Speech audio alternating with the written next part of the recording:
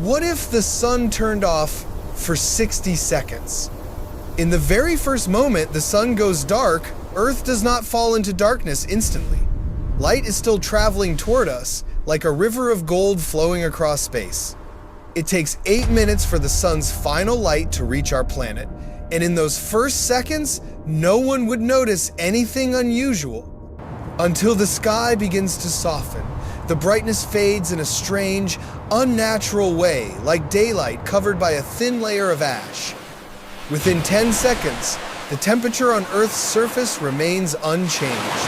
The oceans are still warm, the soil still holds heat, but the light is dying second by second. By the 15th second, the sky visibly dims. Shadows grow pale, then vanish entirely. People look upward and realize light is no longer coming from the sun, only its fading echo remains. In regions where it is daytime, the sky shifts from gold to gray-blue, then slides into the color of an eclipse. By the 20th second, Earth is no longer receiving a single new photon from the Sunday. The planet enters a state of false night, not quite day, not yet night. Migratory birds immediately lose their orientation, veering off course. Others simply stop mid-flight, confused by the sudden shift. By the 30th second, temperatures begin to fall slightly on land. Not much, but enough for people to feel a thin, unnatural chill spreading through the air. Regions already in winter feel the change strongest. Without solar heating, the atmosphere contracts, altering pressure across vast areas.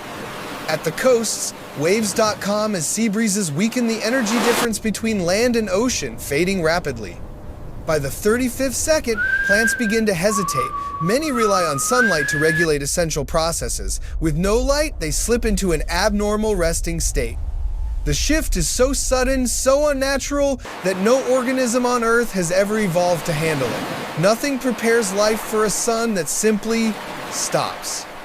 By the 40th second, the global temperature has dropped by roughly half a degree. On a planetary scale, this is enormous. Electrical grids worldwide feel a spike in demand. Cities flood themselves with artificial light, believing it can replace a star.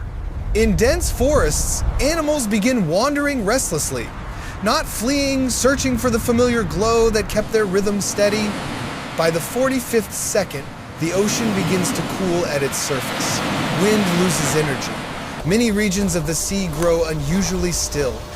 And far away, light from the sun's restart is already racing toward Earth, silent, unstoppable, crossing 150 million kilometers at full speed.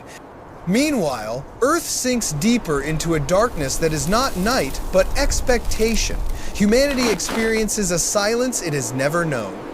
By the 50th second, the planet cools faster. Not because sunlight is gone, but because stability is gone. Every system on Earth depends on the sun's constant output. Had the sun remained off for minutes or hours, the world would collapse exponentially. Scientists, watching the dark sky, await the return of light that has not yet arrived, 8 long minutes between the sun's rebirth and Earth's relief. But in this scenario of only 60 seconds, something extraordinary happens. The sun ignites again, sending a fresh wave of light across space. When that wave reaches Earth, the sky flashes, not like an ordinary sunrise, but like a cosmic switch flipping back on. Life reacts instantly. Birds sing again, animals reset their rhythms, plants wake from their minute-long blackout. Those standing outdoors witness a moment impossible to forget, as if the world returned from the edge of something too vast to comprehend. Within minutes, temperatures stabilize, sea winds return, Earth reclaims the balance it has held for billions of years. But the memory of those 60 seconds remains, a reminder that everything we know depends on a star burning far away, steady, fragile, and essential. And that sometimes, just 1 minute without sunlight is enough to reveal how delicate our world truly is. Stay curious. See you in the next story.